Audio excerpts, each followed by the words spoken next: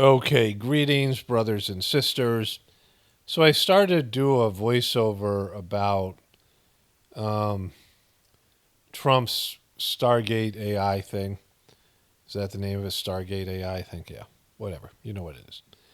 And somehow I was talking, the idea came to me to go to ChatGTP, and I ended up going to Google's Gemini because it was the easiest to use, and have a conversation about how, the premise was that if there was any intelligence and critical thinking skills and analysis in AI, they would come up that prevention is better than allowing somebody to get cancer and trying to cure it afterwards, right?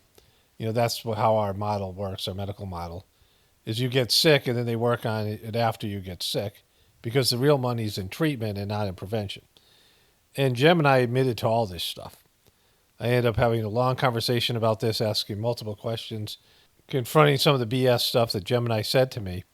It was kind of great. I mean, I didn't anticipate it to be that great, but there's nothing there. I mean, it can say anything, just to me, appeasing me and you guys or whatever.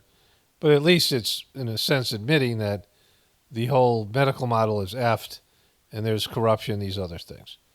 I made a joke that if I could have blackpilled this thing if I gave it enough time, because it only is getting its primary information from the beast, and whatever. But here's the introduction, and then it's followed by this interaction. I'm going to be covering Kennedy's hearing, which I was going to cover today, but I want to get this video out sooner than later. I have a video to put up tomorrow. Today's Wednesday, January 29th. A video put up on the 30th, and then I'll put this up on the 31st. And then I'll probably take a day off, just let everyone catch up on the content, and then post another one about Kennedy's inauguration. There's already some interesting things about that. Some other stuff, some BS Trump thing about owning up or telling us what the drones were really about. It's absolute nothing. A complete BS thing. A few other things, right? Some girls got osteoporosis she claims because of Ozempic, things like that. So I got a bunch of things to cover, that have to do with this, healthcare related and things, the Kennedy stuff. His sister saying he's a predator. And so there's a lot going on. I didn't think I had much to cover today, but this Gemini AI bot was quite interesting, the conversation. So without further ado, here's the introduction, and then the chat follows that. Okay, greetings, brothers and sisters. So, I slept on this whole thing with Trump. I just found out about yesterday that weird AI Stargate program he's rolling out. That they said that there was a $500 billion investment, but then Trump said it was maybe 6 or 7 billion. He wouldn't name the people. I was wondering, well, is Bill Gates a part of that or whatever? It has a part of a component about surveillance, which they're going to use AI technology in these huge hubs of, hubs that need their own power plants, right? I mean, they're generating their own power because that's the level of electricity and the data that they're processing that they'll be used to further enhance the spy state, and then develop your own personal mRNA vaccine when they tell you you have cancer through these blood tests. And so this was what they rolled out and said publicly, like that's just the first day of what they're saying. And, everybody should be totally freaked out by this thing because it's something you would, I don't want to say get freaked out because we get out at this point, but like it's something that's very concerning because, he didn't campaign on this. And, then I was saying in my video about it, I just want to phrase these things, that, my wife and I were traveling, so we watched a video of Joe Rogan interviewing Casey and Callie Means. And they talk, in terms of defining the problem. When I listen to any of these types of other people, we agree on the problem, or they have more information about the problem, specific information I don't have access to, level of expertise I don't have. And they were talking about the food problem. They were insiders. They were both. She was a doctor and he was a lobbyist for food, big pharma, big food, and these things.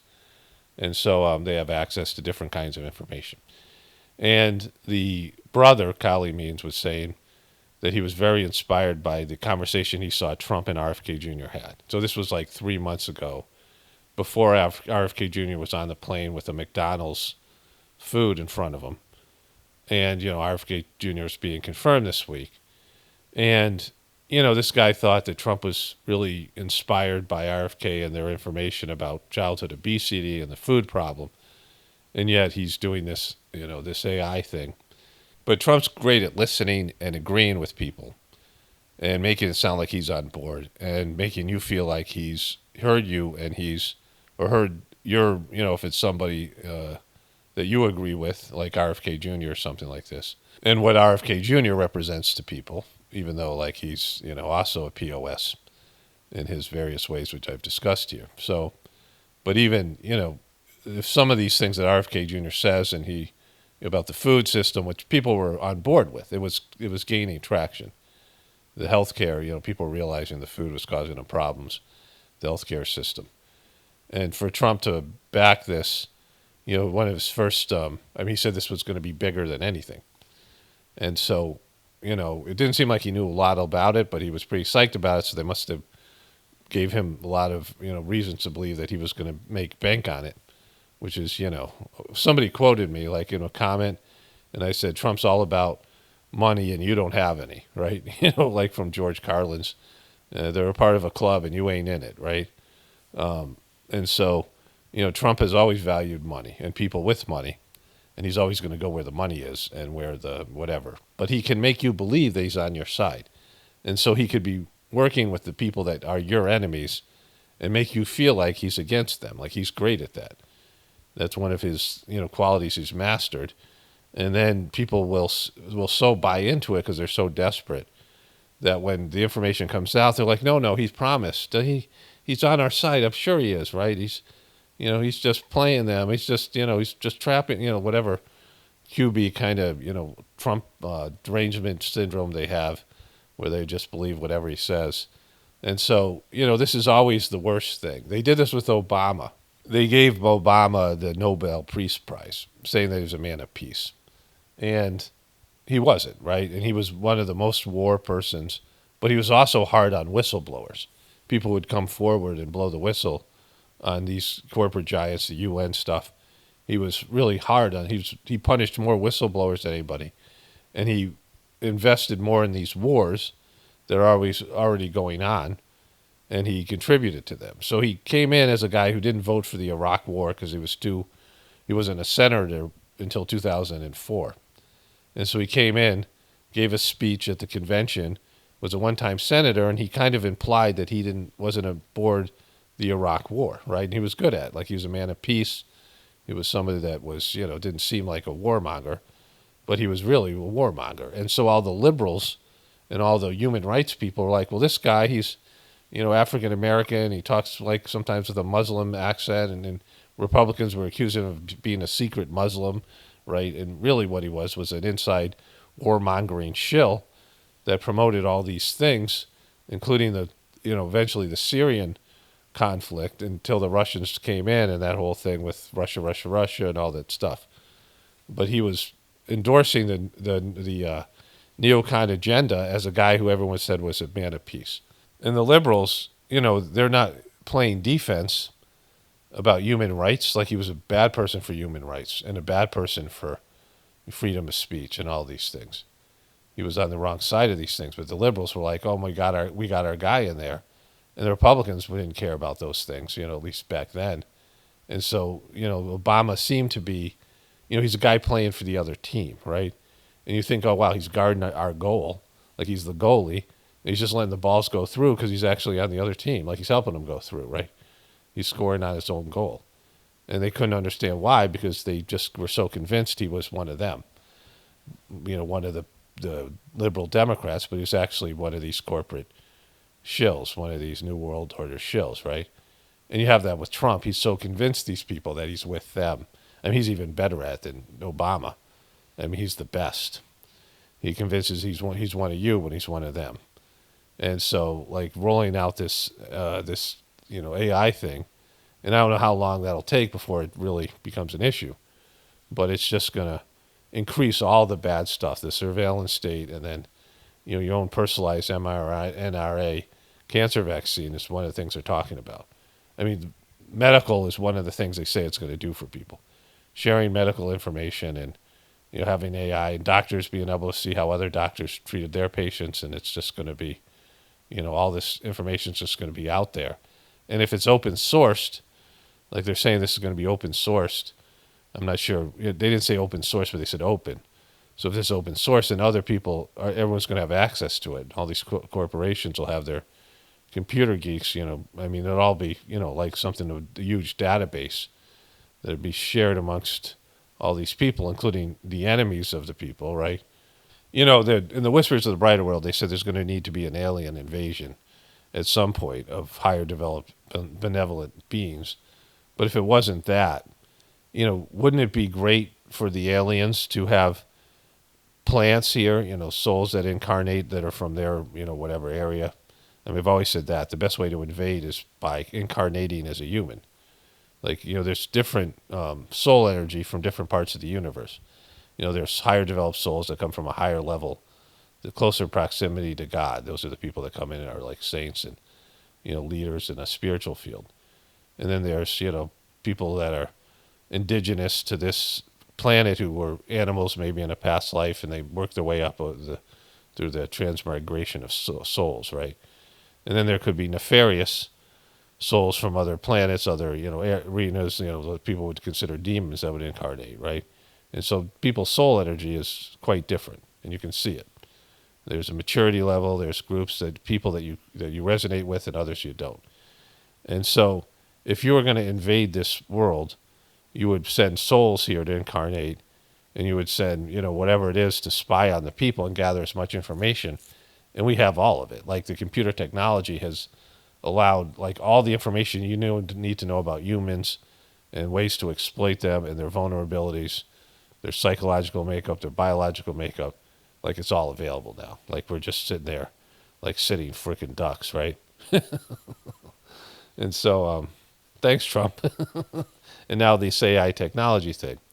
And so again, where that could be compromised, and an off-planet, resource could, change everything. I mean, to control everything through by compromising the AI technology, right? I mean, it wouldn't even have to be off-planet, but in a sense, off-planet, because, I mean, why do you think this stuff was given to us, right? My brother used to say, like, who invented the light bulb? And you say Thomas Edison. Who discovered gravity? Isaac Newton. These various inventions. Who invented the plane and the car and these things? And the Wright brothers and these other various all these inventions. People know the name of the people who invented it, right? He said, who invented the computer chip? Like it's reverse technology at the very least. Like all of a sudden out of nowhere, this thing that's probably one of the greatest inventions of all time, the computer chip. And people don't really understand who it is. There's no single entity. Of course, there's corporations. But it's more likely that this technology was given to human beings far above our, ability to, in terms of our, it's advanced technology to compare to anything else. And it's allowed for all these things that have caused problems in our society. The addiction to screens, video games, all of it, like the information gathering. I mean, the computer chip and the Wi-Fi and all this stuff that we have now has degraded humanity. Like it's made us technologically more advanced, but it's made us weaker and brought us idiocracy. Like I mean, these kids today have, in terms of the, before computers, there had been a fall off in vocabulary words. For someone that grew up in the 1800s, as opposed to now, there was like 25,000 vocabulary words. It was down to like 5,000 or something like that. I can't remember the exact statistics, but now these kids talk in emojis and acronyms. I mean, they can't even, they don't use proper punctuation. And so it's all been very degraded. So yeah, let's move into the other things. If I have more to say, let me see if I haven't read the comments yet. Maybe there's something there I want to put in the beginning of this video. But, this is a big deal. And, this video hasn't been released yet. I'm trying to get these videos out. quicker. I was going to take a day off between videos, but this one will probably be, there'll be a 1 day gap between this one and that one. But like I haven't had people even respond and send me, what other information. Like the information they provide in their press conferences is disturbing, and they're bragging about things like in the truth community that are all red flags. Everything they were saying in there, as soon as they said AI and Stargate and that, other bullshit, but everything they said about mRNA and spying on people's gathering data and building big centers where they needed separate power plants just to generate the electricity to have these 100,000 employees that are going to be helping to monitor all the information and data that these AIs are created. And the simple thing that I said in the video, and I want to state this here, is that if AI technology was as good as they said, and it could come up with the truth, again, this is, can the AI have some sort of cognizant consciousness where it would have its own opinion and critical thinking skills?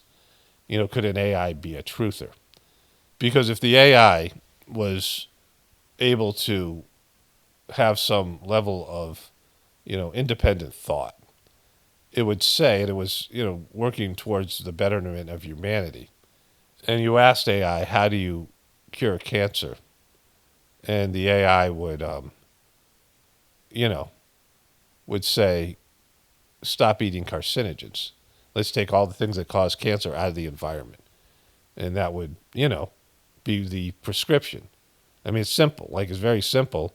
A human being has access to limited amount of data and can figure this out, that there are things called carcinogens. And so they would just say, take out the carcinogens. That we don't have to cure cancer, we can prevent it. We can find all the things that cause cancer and remove them from the environment. And that would be enough, right? The cancer would disappear. There's things that cause it. Same thing with heart disease. The two biggest killers are heart disease and cancer. And so if the AI, bots aren't able, if they can't control them, the AI technology, it would eventually say that these corporations and the people that are running the AI are fucking over the American people and they need to be removed, right? Like, you'd have to get rid of these malevolent presences. So the AI isn't independent thought. It's not capable of critical thinking, or they have it warped in a way to come up with the answers that they want it to come up with, right? Because the AI is supposedly able to scan the internet and gather all the data.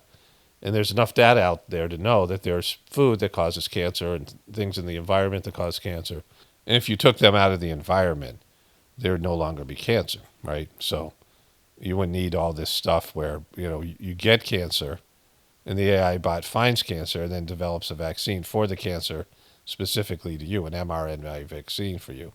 Why would you go that route when you could prevent it altogether? People didn't have cancer. Like, it's a new thing. I don't know when first it was discovered. Let me just go look that up. Okay, so they said that they found cancers in dinosaurs and in mummies. And so there's some cancer that they had found. But so I asked, when did cancer first become common? And they said since the mid-20th century. Incidence of cancer has increased significantly over the past century. While cancer has been present throughout human history, its prevalence has risen sharply since the mid-20th century. So cancer is something that happens in your body. And it has happened when the right stimuli, when the right conditions are there, right, with cancer cells. But it wasn't something that was very common until the mid-20th century, right, with smoking and lung cancer and then these other things.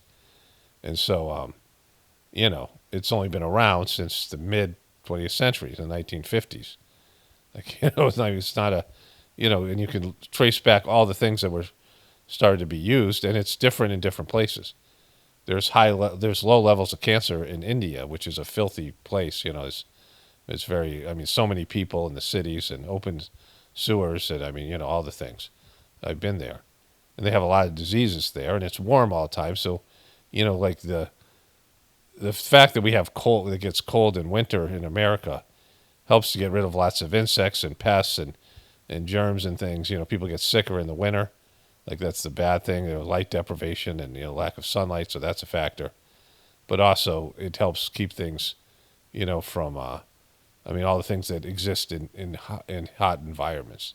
It helps to kill all that stuff off. And so there's good and bad in all these different climates. But India is a very hot place, and things incubate there, and there's so many people and all that, and yet they have very low cancer rates, and they have horrible stuff in their diet too. So I've been told like turmeric is a big reason because they take so much turmeric, which is an anti-inflammatory, and something that I've been told is helps, like various things like that. There's some explanation, but cancer isn't as prevalent in other places. It's really prevalent here. Of course, heart disease has been a big thing worldwide, and there's things that contribute to that, carcinogens and things that cause heart disease. And if AI technology was all about it, it would it would change these things. Okay, so I'm going to go over. I've asked these questions to some chat, Gemini, Google's chat thing, and I'll read the response, the things I'm talking about here. And they have some of the right information and some of the bullshit stuff. I'll read those to you now. Also, Kennedy's being confirmed today, so I don't know if I'll include some of that in this video. Probably will. Some of the debate back and forth. Apparently his sister slammed him. I don't know if I have that or I have access to that or what that is. I just saw it on the news while I was eating breakfast. But either way, this is kind of interesting. So let's go over to the Gemini chat thing. I didn't want to do, I was going to do Chat GPT, but you have to sign up for it. Like, it's a whole thing, and I just don't want, I don't want to have a relationship. I want to have it as much as me just asking these questions. So I use this Gemini thing, but Google has their own thing as well. And, I'm not going to use it for what its purposes is. So I'm just trying to figure out what it's capable of. And clearly it's not capable of critical thinking and, the ability to come up with its own information. It's totally, information from the beast, right? It's controlled and influenced by the beast. And so, it's not real intelligence. It's just data collection and on a more sophisticated level. So I asked a bunch of questions here of Ask Gemini, whatever this is. This is Google's. This was the most uninvasive,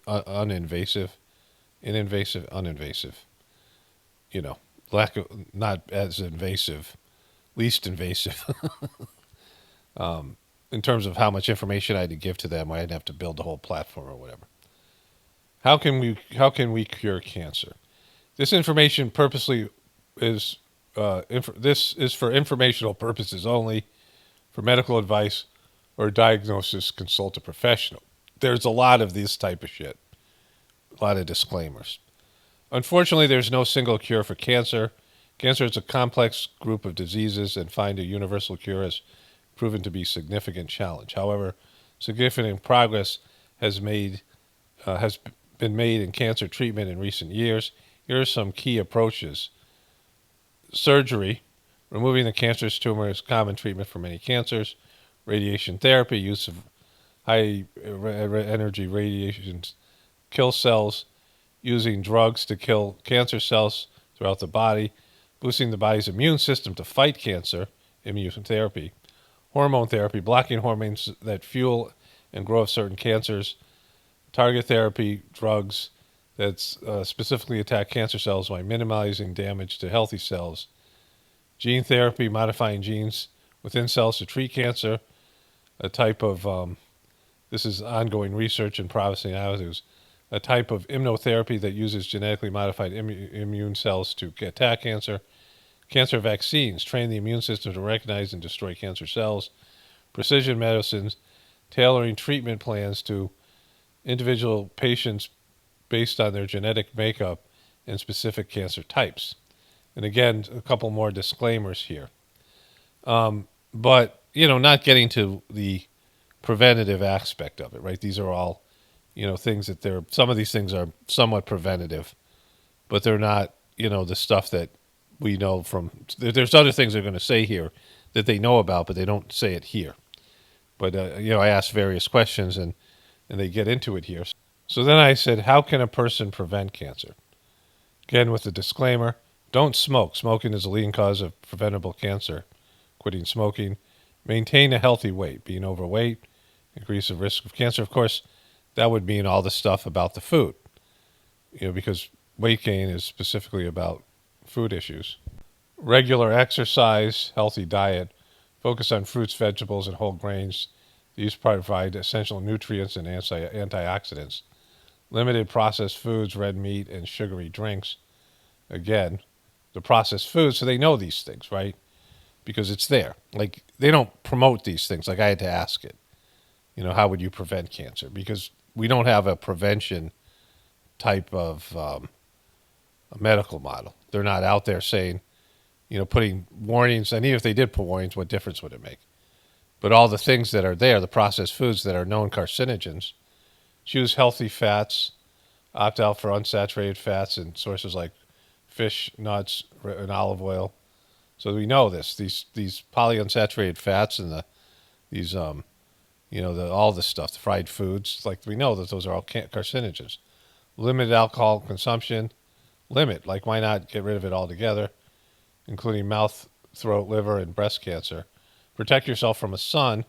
Again, I don't believe this to be true.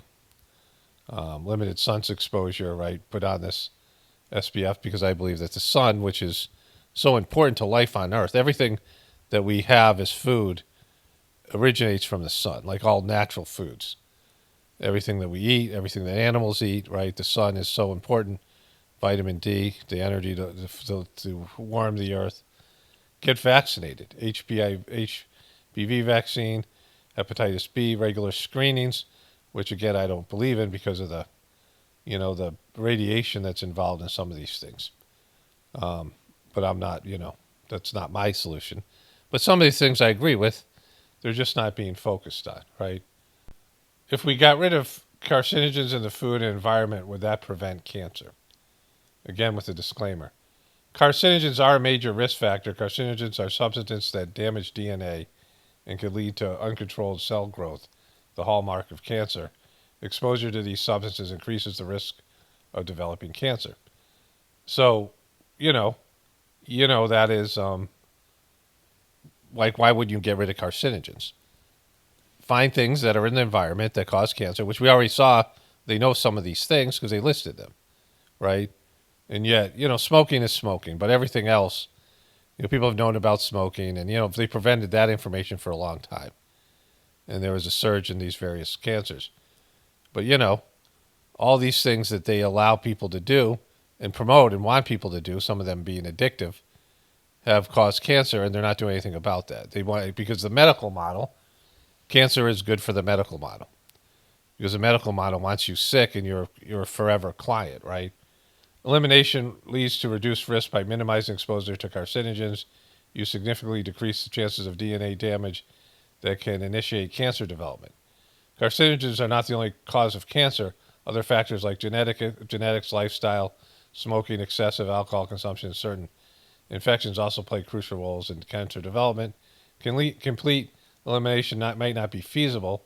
Some of the exposure to the environmental carcinogens may not be avoidable because of societal issues, right?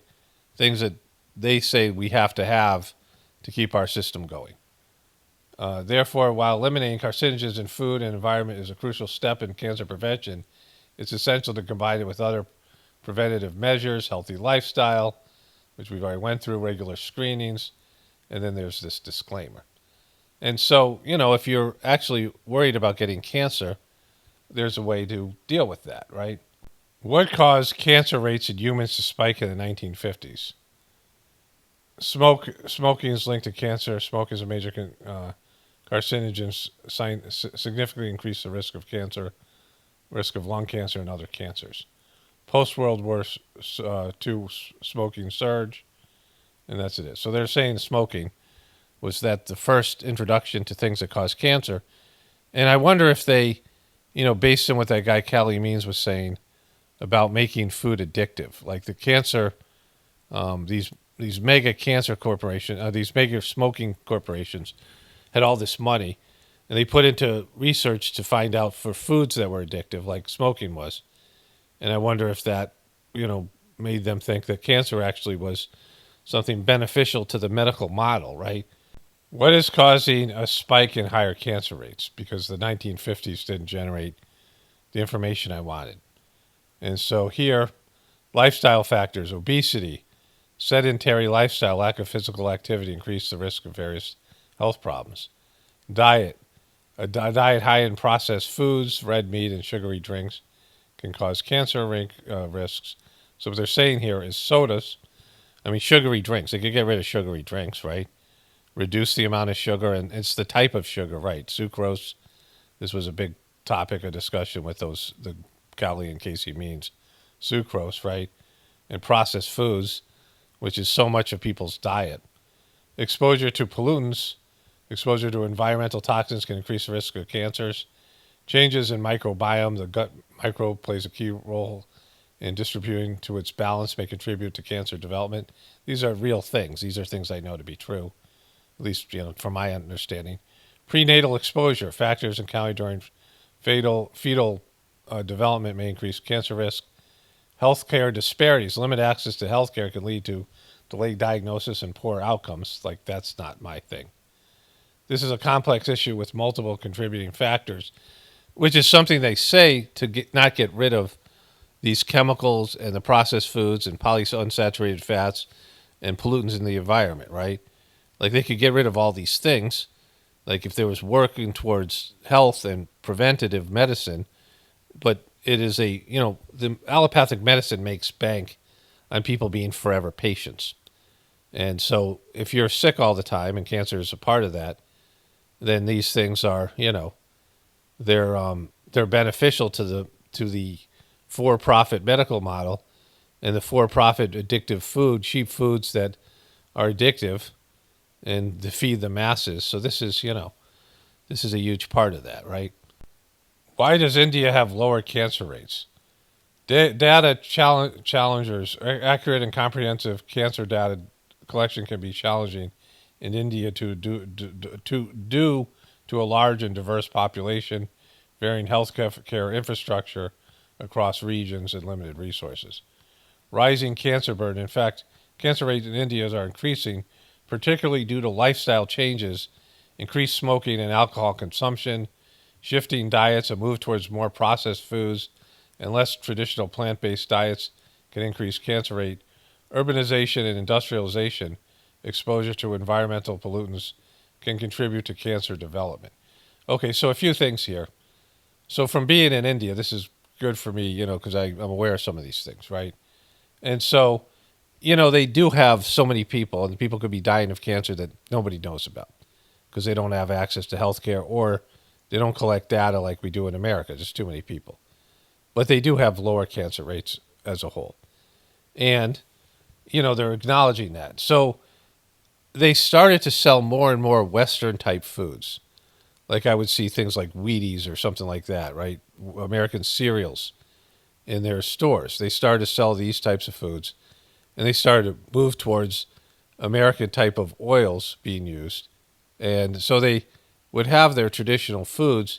They would just change, like, the type of fat that they were frying things in, or something else about their food, right? And, more alcohol consumption, and they're being westernized because of the internet. And so their morality has crumbled, and some of the traditional things have crumbled. Like, for example, they used to have these little clay cups, tiny, cheap, small clay cups that were their disposable cups. And you go buy a cup of chai for, 50 cents, whatever that'd be, a rupee, or, whatever it was. And, over time it's increased. It could be 10 rupees, whatever that is, right? Which is, a couple rupees now, I don't know. Chai would be very inexpensive. And then, like at the train station, they would take the cups and smash them on the ground. They wouldn't wash them. And so, some cases they would, but people who had the chai, let's say you were at a train stop and you got a cup of chai, and you would throw the chai cup on the ground. It was clay, and it would, it was natural, and it would go back into the earth. It was fired clay. But then they switched to styrofoam cups. So they would do the same thing. They would just throw the cup on the ground, right? And so this is the kind of thing where you'd have a natural clay cup, and now you're using styrofoam. And then you're getting whatever microplastics, all the unhealthy things that are styrofoam. And then they would throw the cups on the ground, and then there would be that going into the environment, right? Because they are being westernized. And so urbanization of exposure to environmental pollutants. Factors that might have contributed to lower cancer rates in the past, but are changing. Traditional diet, a largely plant-based diet rich in fruits, vegetables, and spices like turmeric, right? I mean, they even have that. May have offered some levels of protection. Lower life expectancy, historically low life expectancy in India, meant fewer people lived long enough to develop age-related cancers. And so, some of these things are fairly accurate. But again, they know that these processed foods and these Western things that are now being outsourced to every country in the world, these Americanization of the world, we know that they're outsourcing cancer, and they're not doing anything to stop it, right? Like the AI is this AI bot, this AI thing, whatever it is, Gemini, is part of the beast, and it's influenced by the beast.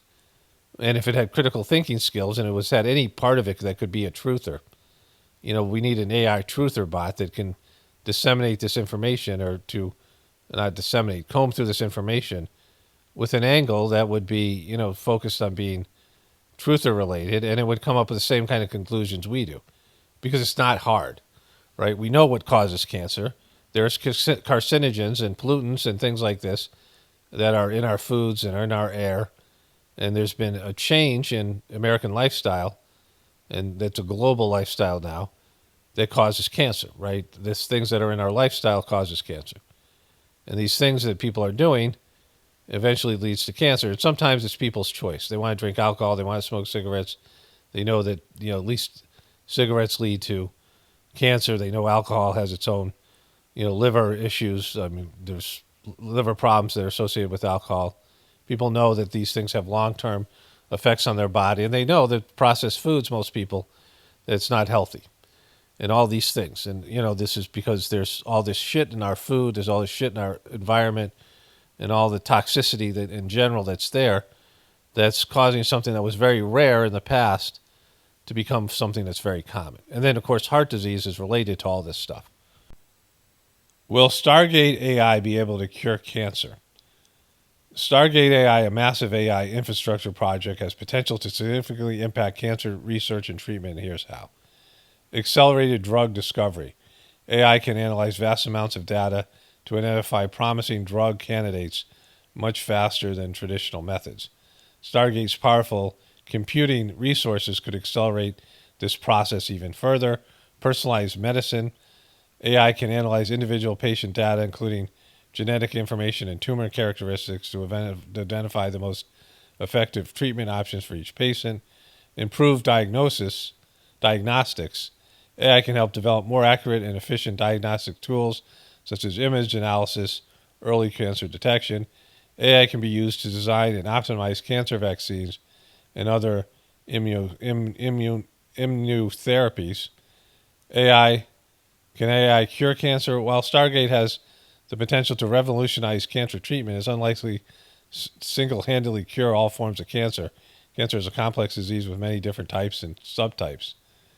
Stargate AI could play a crucial role in developing more effective treatments, including better outcomes, involving early detection, enabling early diagnosis, personalized treatment, involving or treatment plans to individual patients for improved efficacy and reduced side effects. I thought this said something about mRNA. Did it not? Did I miss that?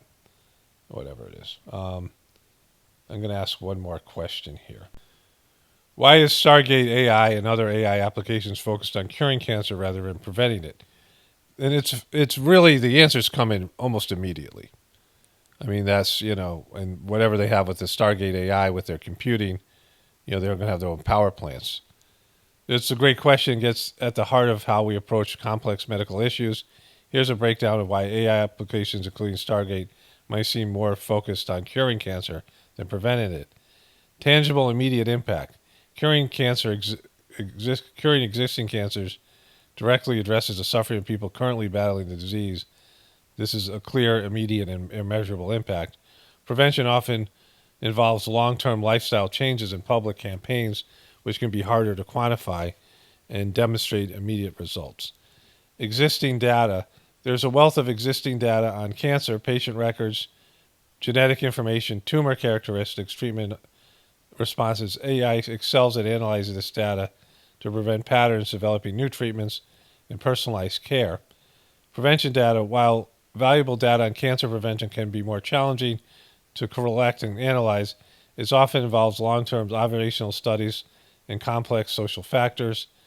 Technological feasibility. Curing AI can readily be applied to existing medical technologies like drug discovery, image analysis, and immunotherapy development. Prevention. AI application for prevention might involve personal risk assessment, predicting individual cancer risk based on lifestyle and genetics. AI-powered interventions. This could involve complex behavior nudges or personalized health coaching, which are still under development. And so, again, you could get rid of cancer by preventing it and just taking the things out of our society that have been put there intentionally. So I'm going to ask one more question here. So I'm going to show you how quickly this retrieves an answer. Why does our system put carcinogens in the food, knowing they cause cancer? Also, our for-profit medical model benefits from people having chronic health problems and and focuses on curing rather than preventing things like cancer and heart disease. Why is that?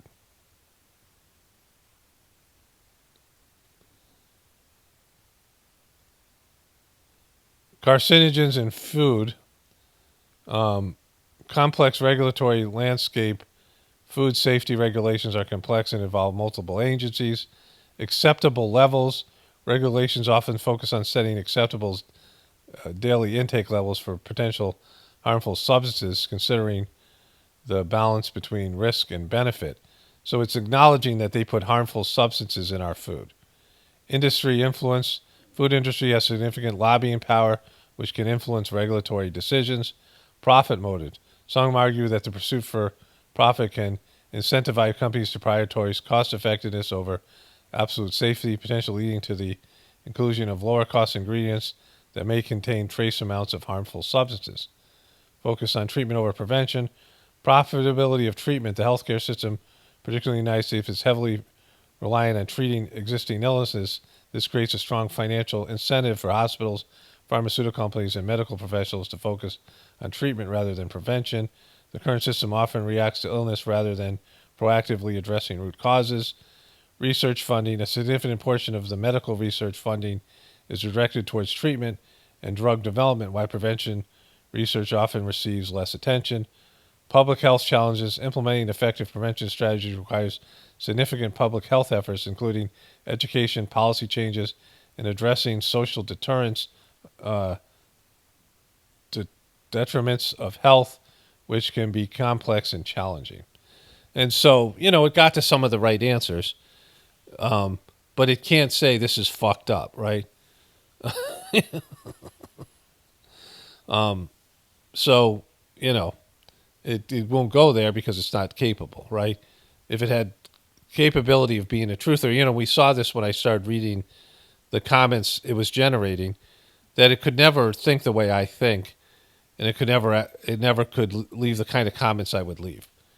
Even with all the data that's available, in terms of, I haven't left comments in years, but in terms of the way my videos are, because it can comb through all this data, right? I mean, I don't know how quickly it can watch a video. I don't know how it would even do that. I mean, in terms of, just they could turn the video into dialogue or into translate it into a transcript and then comb through it really quickly.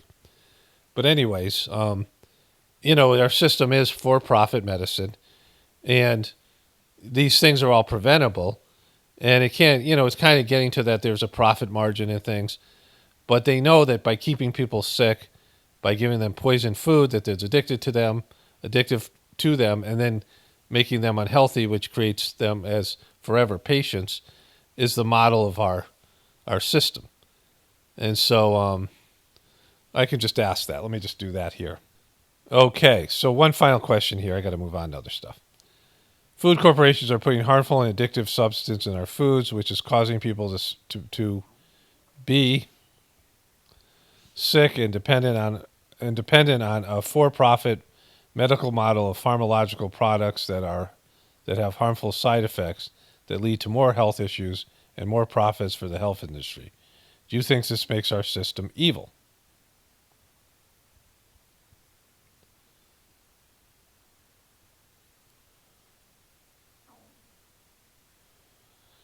The situation you describe raises serious concerns about the current food and healthcare system. Here's a breakdown of why it's considered problematic. Food industry maximizing profits could lead to inclusion of cheap, potential harmful, addictive, increased shelf life, enhanced flavor, or create addictive qualities. Focus on processed foods, often high in sugar, salt, and unhealthy fats, can contribute to chronic diseases. A profit-driven model can incentivize treating existing problems rather than focusing on prevention. The development of expensive medications can be lucrative, even if they have side effects or don't address the root causes of the problem. Public health consequences: increased chronic disease. The system can contribute to the rise in chronic diseases like obesity, diabetes, heart disease, and certain cancers. Dependency on medication, reliance on pharmaceuticals can lead to long-term dependence on potential for adverse drug reactions. Health disparities: the system can be disproportionately impact lower income communities and communities of color, exacerbating health inequities. Is it evil? Whether or not the system is inherently evil is a complex ethical question. However, it's clear that the current system has significant flaws that negatively impact health care. Potential solutions: stricter food regulations, shifting healthcare focus, prioritizing preventive care, promoting health lifestyles, and addressing social detriments of health, reforming the healthcare system, exploring alternative models, and prioritize health, patient well-being over profit, such as single payer system or value-based care. So, I'm not totally angry about that answer. I feel like it's a pretty good answer for this AI bot. So they're aware of the problem, right? And so, my original premise that Stargate AI going after cancer in the way they're going after it with these personalized mRNA vaccines is, there's one final question. Let me ask this one final question. Trillions of dollars being poured into Stargate AI, which is in part to create a database and care system to make personalized mRNA cancer vaccines cancer available. Somehow that got messed up there. Available.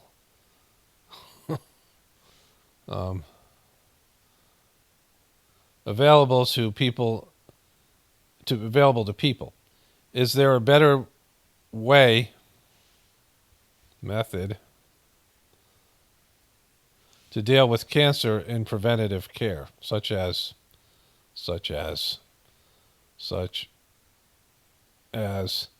preventative care? This is why being dyslexic sucks. And I have to proofread everything, but I don't. You're absolutely right to the question. You focused on treatment over prevention. Personalized MNR vaccines hold immense promise. A strong emphasis on prevention is crucial to long-term success in fight against cancer. Here's why solely on treatments like Stargate AI might not be the most effective approach. Missed opportunities. Prevention is proactive. Reduce burden on the healthcare system, addressing underlying issues like lifestyle factors, environmental factors, social detriments of health. How to enhance prevention efforts, increase funding for prevention research, public initiatives, address social deterrence of health, strengthen food safety regulations. The bottom line: while advancing treatments like personalized mRNA vaccines, I didn't spell that right, but it figured it out. That's why I like these AI bots. I like these AI bots a lot more now because they actually are agreeing with a lot of the things I'm asking here, which probably means nothing because it's not going to affect the system. While advanced treatments like personalized mRNA vaccines offer hope. A comprehensive approach to cancer must include a strong emphasis on prevention. By investing in both treatment and prevention, we can significantly reduce the burden of cancer, improve the overall and well-being of individuals and communities. And so, if like I suggested in the beginning of this video, the voiceover, that AI would come up with the same, even without having a personality and individual critical thinking skills, it would come up with the same solution, and it did, right? Like, this is similar to my solution. I mean, I don't know that much about it, but I know there's preventative methods, which I'm doing, and we need to get rid of all the things that cause cancer. And so it's agreeing with me here. And so if this came up during, some kind of the Stargate AI said to their handlers, and if you don't ask the questions, it won't give you these answers. But if it suggested this on its own, saying, why don't we focus on prevention, the people that ran the AI would say, no, we're not going to do that. And so that would be it, right? But it's coming up with the same kind of, if you give it the right information, if you ask the right questions, it comes up with stuff that agrees and supports what we believe here in the truth community. And yet it's going to be ignored because, the system's fucked. So, I rather enjoyed that. It outperformed what I thought it would do. Certainly there's some things in there were pretty bogus. Some of the things I know are bullshit, but it has its own, it's limited by the information that's put in, garbage in, garbage out. But it did come up with similar, ideas to what we believe, right? Because it's that easy. It's that logical. It has access to a lot more data than we have. And so in reality, prevention would be the way to go, but that's not what our system is focused on. And so, it didn't say our system is evil, but, come on. Come on, bro. But, it outperformed what I thought it was going to do. And so, and it was able to, this is what mRNA is spelled like, and this is what I spelled it as. And it still figured out what I was, talking about. So, kudos to you, Gemini. All right, let's move on to the other stuff here. Okay, so I just called my wife, and I read to her a few of these things, right? The last two ones. And she said, why don't you ask her, why have cancer rates gone up since COVID? I would ask a more, direct question, but it would be probably problematic. This is important to understand that cancer rates didn't necessarily go up since COVID-19. Here's a breakdown of what likely happened. During the pandemic, many people delayed or avoided routine medical checkups, including cancer screenings. This led to temporary drop in diagnosis cancer cases in 2020. However, these cancers weren't magically cured. They simply weren't detected. The catch-up effect. The overall trend of cancer incidence may have remained in a relatively stable or even slightly decreased depending on the specific type of cancer. So it doesn't have it's coming up short on this one, right? The perceived increase in cancer rates is largely due to delayed diagnosis during the pandemic. It's crucial to continue to prioritize cancer screenings and early detection because it's limited to the information that it has, right? There isn't the information that's available on the internet because they have excluded lots of truther information, right? Things that are out there, and they have discounted it as being non-factual. And so this is where these AI bots are limited because they can't come up with, like, some of the things I asked are things that are just known and scientifically known, and they can't hide them. And so they could come up with that information, but they can't come up with turbo cancer. Let me just ask about that, turbo cancer. And so, but I know what it's going to say. Why are the powers that be dismissing the narrative of so-called turbo cancer, i.e. accelerated cancers, since COVID? The concept of turbo cancer is controversial and unproven claim. Here's why it's largely dismissed by scientific and medical communities. Lack of scientific evidence. There's no credible scientific evidence to support the claim that COVID-19 vaccines caused a rapid and aggressive form of cancer. I didn't say that. I didn't say anything about COVID vaccines. Numerous studies and analysis have consistently found no link between COVID-19 vaccination and increased cancer. The turbo cancer narrative often misrepresents isolated cases of anecdotal reports, drawing unwarranted conclusions. It often ignores established scientific principles and relies on biased or unreliable sources of information. Spreading of misinformation about vaccine safety can seriously uh, can have serious public health consequences. It can erode public trust in vaccines and discourage people from getting vaccinated, putting them at risk for serious COVID infection and other preventable diseases. Cancer is complex. Cancer is a complex disease with various risk factors. Focused on proven facts is crucial. So this is a very, you looked at all the other things the other answers that I got, right? And they were very, where they came up with the same data we do. And it's saying that the system is a for-profit medical model. It agreed with that.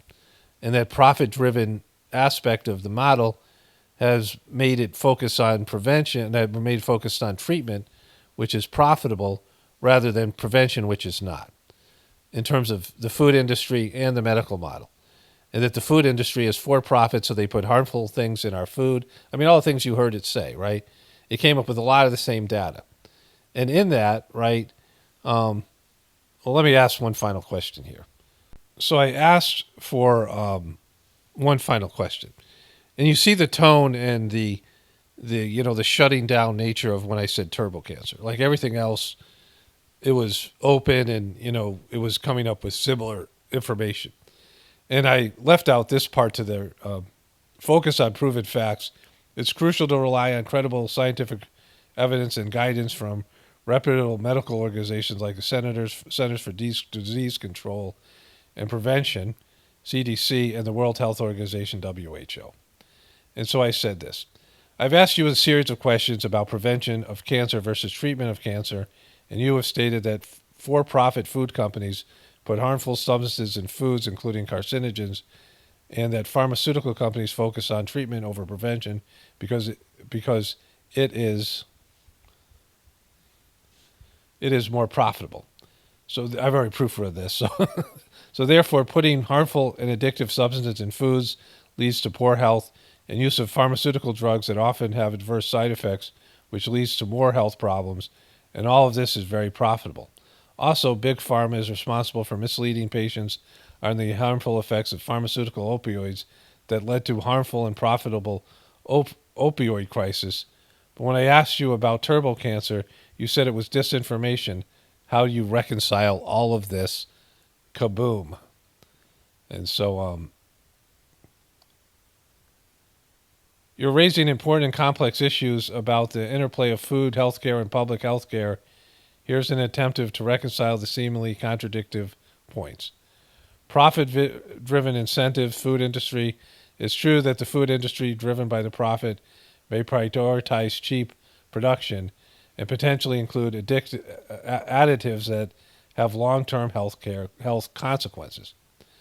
Pharmaceutical industry, similarly, the pharmaceutical industry operates with a profit-driven system that can lead to focus on developing and marketing expensive treatments, even if preventive measures might be more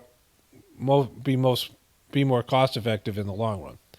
It's important to know it's crucial to avoid generalizations. Not all food companies or pharmaceutical companies act unethically, but that means some do.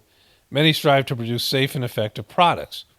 The opioid crisis is a tragic example of how pursuit of profit can lead to devastating consequences. Misleading marketing and downplaying the addictive potential of opioids contribute to public health crisis. Turbo cancer misinformation. The claim of turbo cancer caused by COVID-19 vaccines is not supported by scientific evidence. So you didn't reconcile that. Because the scientific evidence on opioid crisis, they said the same thing about opioids. So this is where you can see where it's being, like they have these filters, and it's like they have gatekeepers in the AI itself, right? The AI is limited to what it can comment on or understand or present to you, because there's gatekeeping filters there's clearly a filter that it ran up against, right? Up until this point, it was giving reasonable, we were having a reasonable conversation where I asked these questions and it gave thoughtful answers, whatever computer thoughtful answers. I mean, it's definitely different than a search engine, right? This is where it's giving actual, we're having like a conversation, right? So I'm having a conversation with this AI technology, and the conversation is fairly reasonable. But then I've run across this is like a sheeple filter they've put in this thing, and as soon as where turbo cancer it triggers some gatekeeper technology or whatever they do to limit its response, right? You know, it's like when in the first Star Wars movie where it couldn't give the message because they had put this restraining bolt on it, and it couldn't reveal the truth because something was put on R2D2 to prevent it from giving the message. Key points: profit-driven systems can have unintended consequences. They're not unintended. I don't believe that they're unintended. This doesn't mean all actors in the system are inherently evil. It's crucial to rely on credible scientific evidence and critical evaluated information. A shift towards a more preventative and equitable system is essential. This includes addressing social detriments of health, promoting healthy lifestyles, and strengthening food safety regulations. So you can't come up with the idea that this is evil because they know what they're doing and they're doing it. There's enough evidence out there that they know what they're doing, right? And so I'll ask one last question here. Okay. How can you, this is my final one. It's got to be my final one. I keep on getting sucked in by this AI, but this is why people are like just doing this all day. Because it ends up being like an argument in this case. How can you say profit-driven systems can have unintended consequences? From our previous conversation here, there is overwhelming evidence that putting harmful and addictive substances in foods cause many health issues, including obesity, cancer, and heart disease. You have stated this yourself. And pharmaceutical drugs have adverse side effects on people, which you also acknowledge, and to still keep putting these poisons in people's bodies, both food and drugs, and by doing so, they have forever patients or customers and make more and more profits. How can you say this is not intentional, as you put it, unintended consequences, when it clearly when they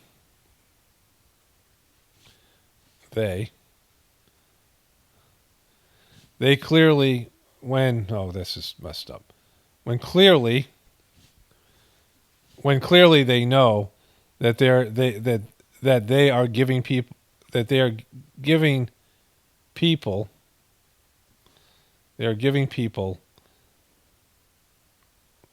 clearly they know what they are giving people. This is what sucks to be me. They know what they are giving people is harmful, and they keep on doing it anyway. Yeah. Question mark? I just put a question mark there. I think that was a question.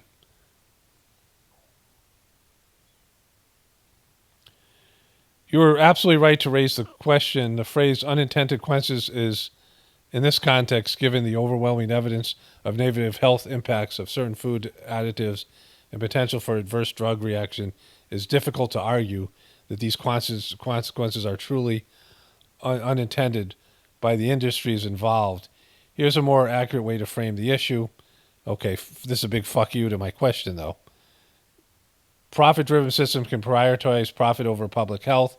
This means that decisions within these systems can be heavily influenced by financial considerations, potentially leading to the use of cheaper, potentially harmful ingredients in food, the development and marketing of expensive medications, even if preventative measures would be more effective and cost-effective in the long run, downplaying or ignoring potential side effects of drugs to maximize profits.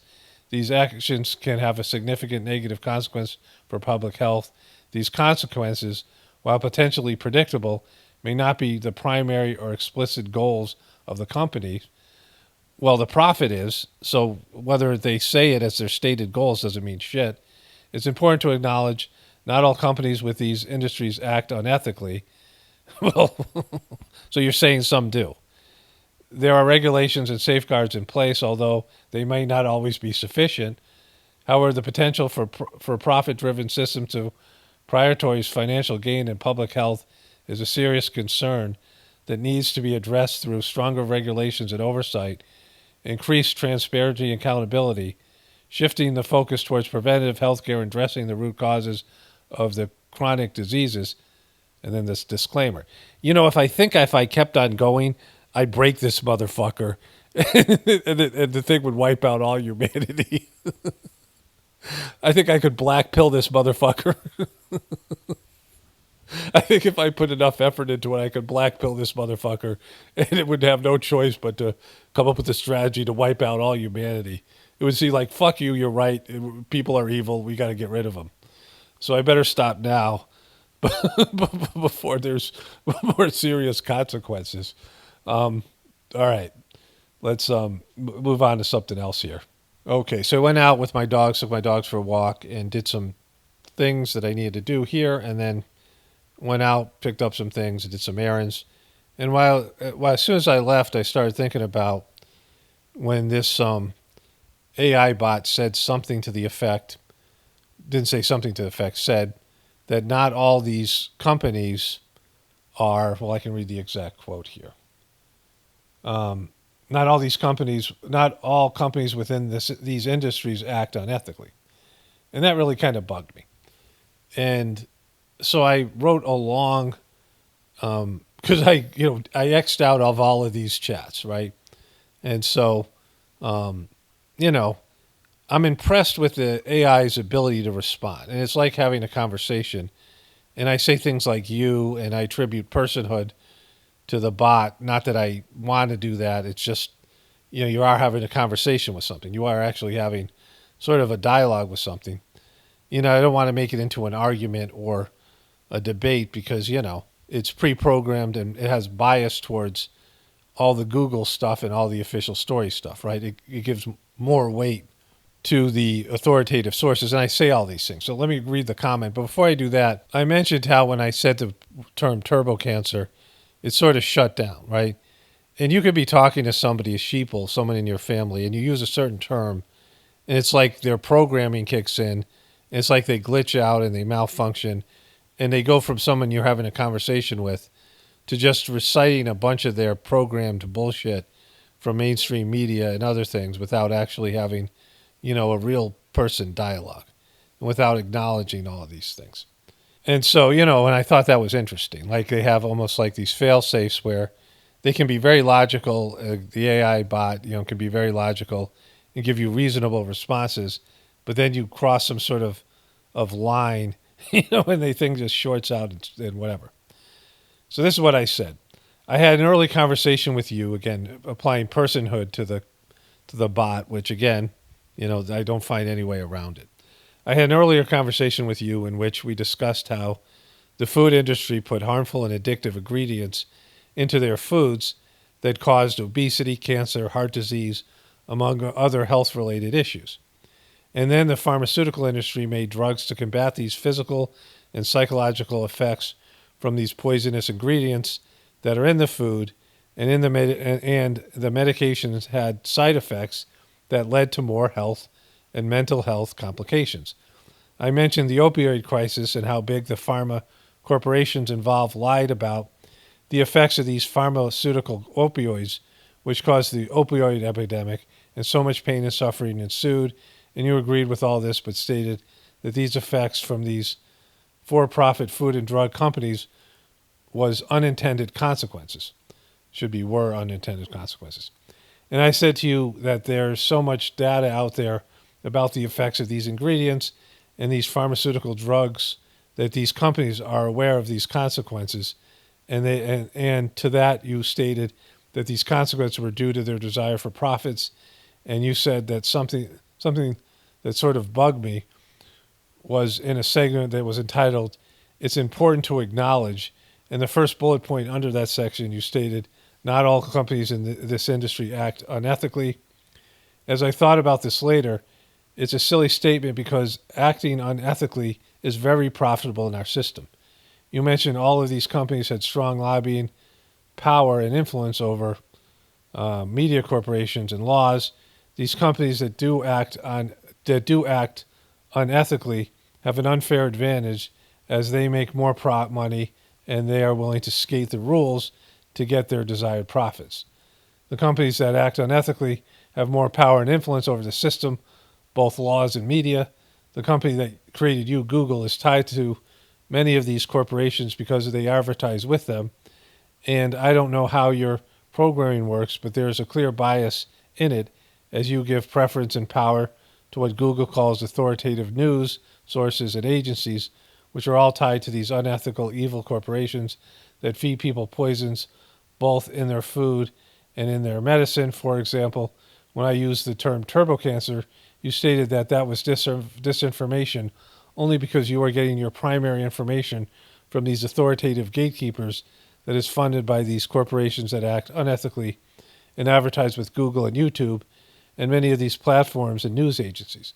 We both agree that there are ingredients and substances that hurt human beings in our foods and in our medicines, and there is an emphasis on treating the problem, which is very profitable, as opposed to preventing things like cancer, heart disease, and obesity, which is not very profitable. And these companies profit from people suffering, knowing full well that the products add to the suffering, and thus makes these people forever patients and forever customers, contributing to their profits. Please explain how you can reconcile all of what I've said here.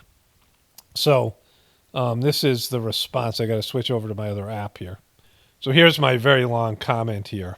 And so it says here, you raise some very important and complex issues.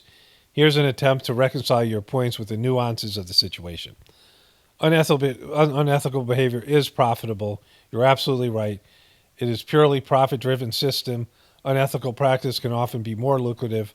Cutting corners, exploiting loopholes, and prioritizing short-term gains over long-term consequences can lead to significant financial rewards. This creates a powerful incentive for companies to engage in such behavior. Influence of large corporations. The influence of large corporations on politics and media and even research is undeniable. Their lobbying powers allows them to shape regulations, influence public opinion, and control the narrative around these products. This creates an uneven playing field with unethical companies may struggle, where ethical companies may struggle to compete. Google's role and potential bias. Google, as a major player in the digital world, has significant impact on information dissemination. Relying heavily on authoritative sources can inadvertently amplify the voices of the established institutions, many of which have close ties to the very corporations you are criticizing. This can lead to a biased presentation of information, even if unintentional. Focus on treatment over prevention. The healthcare system, driven by market forces, often prioritizes treatment over prevention. Treating diseases is a continuous revenue stream, while preventive measures such as addressing the root causes of chronic illnesses may not be as profitable in the short term, and it would put them out of business. If you did all preventative, then these companies would go out of business. Turbo cancer and disinformation. The term turbo cancer likely falls in the category of misinformation or disinformation. It's crucial to rely on credible scientific evidence and avoid sensationalized, unsupported claims. So all of these things I agree with, right? The one thing that they short out in is turbo cancer, because everything that this bot has just said would indicate that these sources that are, these sources, credible scientific evidence to avoid sensationalized or unsupported claims, well, that is, exactly what I was saying about these people that are in charge of the scientific evidence, and they're these sources that I called authoritative news, creates a bias, and that they can claim that they have the facts when they're ignoring evidence or doing whatever. Reconciling the points, acknowledging the existence of ethical companies while unethical practices are prevalent, it's important to acknowledge that not all companies within these industries operate with a sole motive of profit maximization. So some companies genuinely prioritize ethical practices, invested in research and development, and strive to improve public health, recognizing the system's flaws. The current system, with its emphasis on profit and limited regulations, incentivizes unethical behavior. This needs to be addressed through systemic changes such as stricter regulation, increased transparency, and shift towards prioritizing health or other corporate profits. Addressing bias, it's crucial to be aware of the potential biases in information sources, including those relied upon by AI models like myself, critically evaluating information from multiple sources, and seeking diverse perspectives is essential. If I was going to add something and I'm not, I would say how when you have someone like Lance Armstrong or some other, athlete that uses steroids, the other athletes can't compete. And so all this acknowledgement of corporations that aren't unethical, and they all are, you have to be. You have to be competitive. You can't be competitive and be ethical, right? But, I'm kind of done with this. But I found this interesting. I appreciate the AIs, they say things that appease me, but it's not going to change anything, this conversation, right? Like it appeases, it's agreeing with me, so great, to some extent. Everything but the turbo cancer. And yet, none of this is going to be acknowledged. There's going to be no change. And, so it's almost like this thing is, a polished version of Trump that tells you what you want to hear, but doesn't do anything to fix it and doesn't, apply its whatever, it's whatever AI is in charge of to administer better results in search engines and things like this, right? Instead of the bullshit gaming of the search results that we get now from Google and YouTube and maybe some of these other search engines. I was using Brave browser, which supposed to be a independent search engine, and they have the same basic results. DuckDuckGo or whatever. They all have the same results as Google. Like they use the basic same search term and parameters as a narrow bandwidth. It's harder and harder to find things, that are like when I searched. That was one of the things I want to say. I searched for this Stargate AI, and I wrote conspiracy theories about it, and all these different terms to see what was being said about it, and I couldn't find shit like that. It was just Trump's official story. And so now, this is working for Trump. All the censorship that happened that was hurting him and going against him, during the January 6th thing and his debacle there in 2020. But now it's helping him because it's harder to find the stuff that, and the Trumpers aren't looking for it. And so they have the BS sort of, fake resistance on MSNBC and CNN. That doesn't really do the job, like this fake, stuff like they used to have on Biden on Fox News or whatever. It's not real stuff. It's not like in depth or whatever. It's not compelling. It's not, valid. It's not authentic. It's just, the left-right paradigm stuff. But anyways, either way, like this, this chatbot's admitting to the stuff that we all know, and, really nothing's changed. I just want to wrap this up. I'm not a big healthcare person until I got COVID, and COVID really fucked me, as some of you guys know, health-wise, but it ended up being great. I want to say it was a blessing because my health is better than pre-COVID. I'm more invested in my health. But if you ask somebody when they're sick, and if they get something severe like cancer or heart disease, would you rather have prevented this thing altogether, or would you rather they have some cure for it, right? And so, when you get cancer, you wish you could not have cancer, right? And, whatever they have to do to get rid of the cancer and whatever you have to go through, your body's not going to be as good afterwards, right? The same thing with heart disease and all these things. And you still have to do the things. You have to give things up so you don't get cancer again. You have to change your lifestyle, right?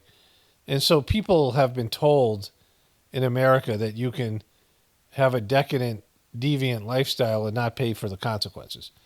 It's part of the spiritual aspect, the whole Jesus dying for your sins model of existence that people think about, in terms of spirituality. And then, of course, the hedonistic aspect of, all these things that people have in their life where they think that they can just like take a morning after pill after they've, gotten pregnant or something, or whatever it might be, hangover pill or something, and erase the effects of bad decision making and bad lifestyle. And that there's Ozempic if you are obese, and there's some sort of shot or pill you can take to make up for bad life choices, right? And sometimes people are like, "Screw it, I would just rather die young, or and then rather not enjoy what I want to enjoy," and that's your choice, right? People can do that, but the majority of people end up wanting to live, and then you're like so screwed over once you've had a severe illness that not only is your body not working and you're in much worse shape, but you can't enjoy the things you were enjoying anyway, right? And so, if given the idea of prevention, I mean, once you've been diagnosed with something, it's much worse than when it's just an idea that you could get something, right? An idea that you might get cancer or heart disease. So it's harder to give up things when it's something that just might happen. But when it does happen, most people would rather have prevention, right? An ounce of prevention is worth a pound of cure. Is that what the saying goes? And so prevention is always better. And, you're not able to be grateful or be aware of all the things that you're not getting because you're living a healthy lifestyle.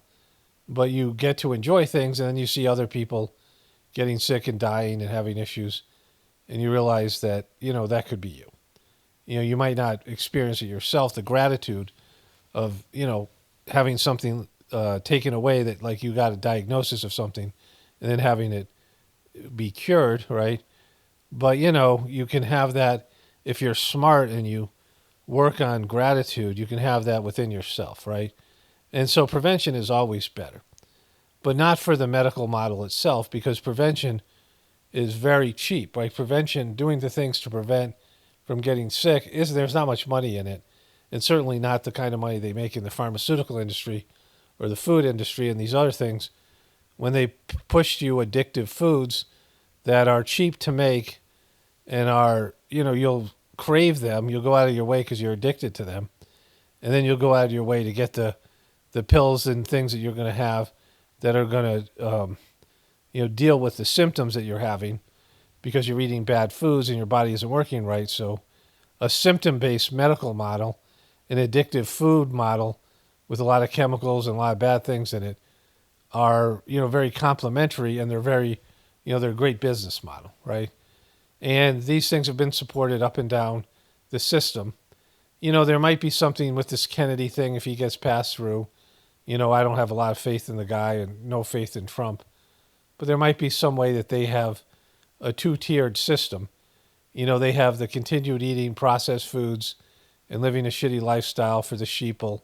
And then people who are more awake and more conscious can have a, different tiered if they have enough money, or they can grow their own food and they can do a new lifestyle. Maybe that would be supported in some way by the powers that be. Like, I don't see that coming, but it's something that we have to do for ourselves. It's what I say all the time about having to read the ingredients and how exhausting it is to read the ingredients when you can no longer trust the system.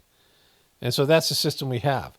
And there's no disputing it. Even this AI, chatbot couldn't dispute what I was saying. I mean, there were some, little discrepancies here and there, but the overall view that prevention is better, but prevention's more expensive and there's no money in it. And it's more time consuming, and it's, it's going back to the natural way, and our system isn't doing natural things or being a natural person. It's about hedonism and economic growth and these things, which are necessary to keep the system going. And so you have to figure out prevention for yourself. And there are people out there, there's, websites and things that are maybe not getting as censored as much. I don't know. I mean, all the big money and big pharma is putting out there to censor these things. But there's natural healers out there, and there's natural models of health and supplements and herbs and diets and things you can do. People have to find their own path. I don't recommend things here because everyone has their own specific things that work for them. But there are pathways outside the system. They try to block those pathways the best they can. They try to make those pathways harder to, more expensive and harder to find, and, all these things, but they're there. And, that's, all there is at this point, right? Because the system's so fucked, you know, and all the things that they're trying to do is just, it's various forms of evil. Anyways, I thought this was an interesting video. I'll get into the RFK Jr. things. I got a bunch of other stuff to cover with that. And, it's all there's just, every time I turn on the news, even for a few minutes, it's some bombshell thing Trump's doing. And CNN and MSNBC are sort of freaking out about it, but not really, because they all knew this was coming, and they kind of are letting it run its course after the nightmare that was Biden. Anyways, only spirituality will save this world. It's paramount, definitely important for the apocalypse and the ascension. Everyone have a blessed day and be grateful.